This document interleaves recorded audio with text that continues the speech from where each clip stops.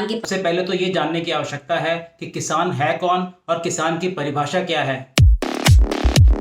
नमस्कार दोस्तों, जैसा कि हम जानते हैं कि आजकल किसान आंदोलन चल रहा है। तीनों कानून जो अभी बने हैं उनको हम पहले ही गहराई से डिस्कस कर चुके हैं। ये हो सकता है कि थ्योरी और इम्प्लीमेंटेशन में फ़र्क हो, जो कि लगता भी है, तो जिसको कि गवर्नमेंट और फार्मर के लीडर्स ऑलरेडी डिस्कस कर रहे हैं और ये एक सही अप्रोच भी है। सबसे पहले तो ये जानने की आवश्यकता है कि किसान है कौन।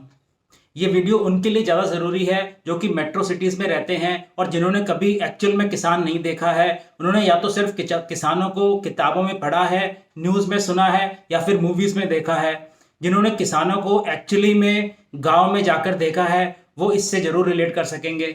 आजकल सोशल मीडिया पर ट्रेंड चल रहा है सपोर्ट फॉर फार्मर्स या फिर आई एम विद फार्मर्स। ये अच्छी बात है कि लोग फार्मर्स को सपोर्ट कर रहे हैं, लेकिन हमें ये समझना बहुत ज़रूरी है कि नो डाउट फार्मर बहुत इंपॉर्टेंट है इकॉनमी के लिए, लेकिन उसके साथ ही बाकी प्रोफेशंस भी बहुत इंपॉर्टेंट हैं। जैसे कि भले ही एक ट्रेन ड्राइवर हो, एक फौजी हो, एक कंप्यूटर ऑपरेटर हो, एक मैकेनिकल इंजीनियर हो, एक छोटा बिजनेसमैन ही क्यों ना हो, तो सारे प्रोफेशंस इक्वली इंपॉर्टेंट हैं।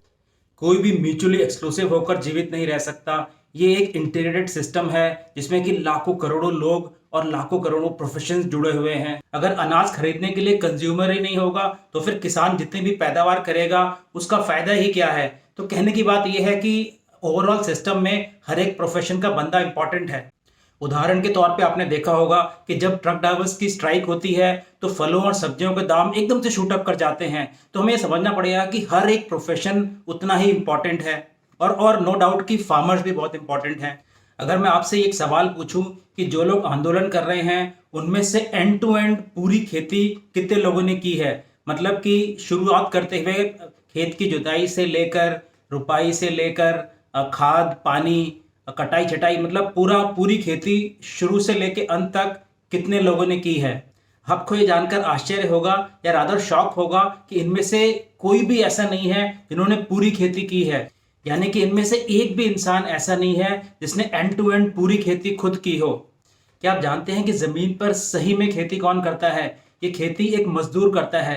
ये मजदूर वही है जो बाहर सड़क बनाता है। ये मजदूर वही है जो बिल्डिंग और फ्लैट्स बनाता है। आपने जो डिफरेंट बिल्डर्स के फ्लैट देखे होंगे, ये मजदूर वही है जो फ्लाईओवर पे काम करता है।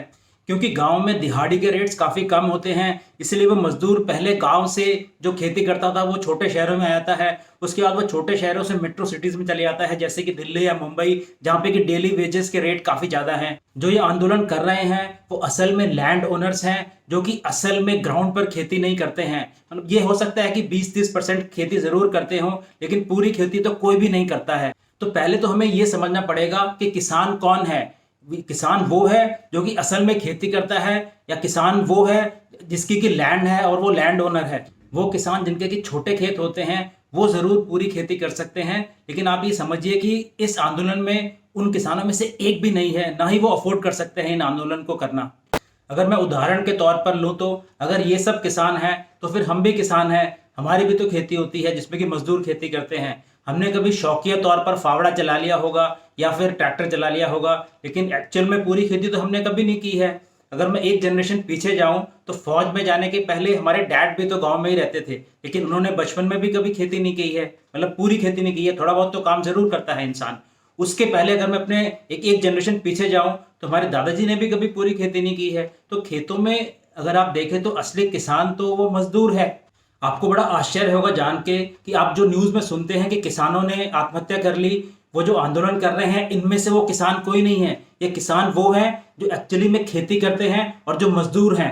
तो आप बिल्कुल भी गलत फहमी में मत रहना। जो सिंपैथी आप किसान आत्महत्या से जनरेट कर रहे थे उसको आप इनसे बिल्कुल भी रिलेट मत करना, क्योंकि ये बेसिकली लैंड ओनर हैं और एक तरह से बिजनेसमैन हैं। और बिजनेसमैन होना कोई बुरी बात नहीं है। जो हमारे कजिन्स भी हैं गांव में जो खेती करवाते हैं उनमें से भी पूर्ण रूप से खेती तो कोई भी नहीं करता है। कभी किसी ने ट्रैक्टर चला लिया या कोई और काम कर दिया, लेकिन पूरी खेती तो कोई भी नहीं करता है। असली खेती तो मजदूर ही करते हैं।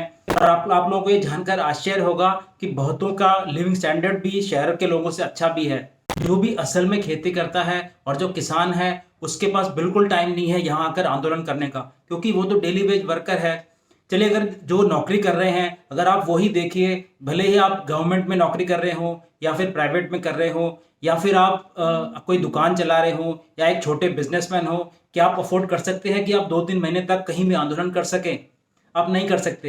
लेकिन ये लोग कर सकते हैं क्योंकि ये लैंड ओनर्स हैं। भले ही ये अपने लैंड पर रहें चाहे ना रहें, उनकी खेती तो चलती ही रहेगी। ये तो 1 साल तक भी आंदोलन कर सकते हैं, इनके लिए कोई बड़ी बात नहीं है। फॉर एग्ज़ाम्पल हम लोग तो यहाँ बैठ के नौकरी कर रहे हैं, लेकिन हमारी खेती तो चल ही रही है ना। हाँ, मतलब सुपरविज़न के लिए इनकी आवश्यकता है, पर ये ऐसा कोई अर्जेंट सिचुएशन नहीं है। मुझे अभी भी याद है कि जब हम बचपन में कभी पढ़ाई नहीं करते थे, तो हमारे डैड अक्सर टॉन्ट मारा करते थे कि अगर आप पढ़ोगे नहीं, तो फिर गाँव में जाकर खेती करनी पड़ेगी। लेकिन आजकल एक अच्छी बात ये ज़रूर हुई है कि एटलीस्ट अर्बन सेक्टर्स में फार्मिंग एक काफ़ी पॉपुलर प्रोफेशन बन के एटलीस्ट थ्योरी में सामने आ रहा है। तो देखिए 100 बात की एक बात ये है कि अगर कुछ करना ही है तो उनके लिए करो जो किसान एक्चुअली ग्राउंड लेवल पे काम कर रहा है, जो कि सच में आत्महत्या कर रहा है, ना कि उन लैंड ओनर्स के लिए जो कि एक तरह से बिजनेसमैन है।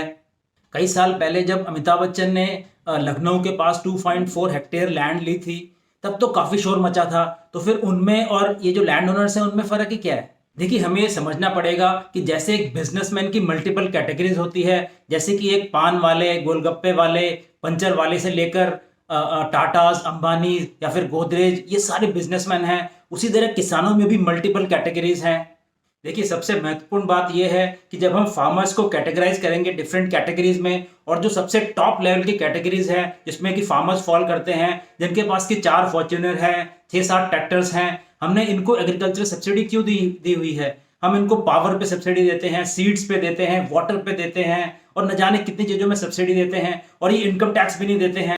एक जो सरकारी नौकरी कर रहा है या फिर प्राइवेट सेक्टर में 30-35 हज़ार की नौकरी जो इंसान कर रहा है, वो इनकम टैक्स दे रहा है। लेकिन ये फॉर्च्यूनर में घूम रहे हैं, पर ये कोई इनकम टैक्स भी नहीं दे रहे हैं और सारी सब्सिडी भी इंजॉय कर रहे हैं। हालांकि टॉप लेवल के जो रिच फार्मर्स हैं, उनके लिए तो एमएसपी मिनिमम सपोर्ट प्राइस भी नहीं होना चाहिए। लैंड ओनर और बिजनेसमैन होने में कोई बुराई नहीं है, लेकिन अगर गवर्नमेंट फ्री में सब्सिडी देगी तो फिर ऑब्वियसली फार्मर्स लेंगे उसको।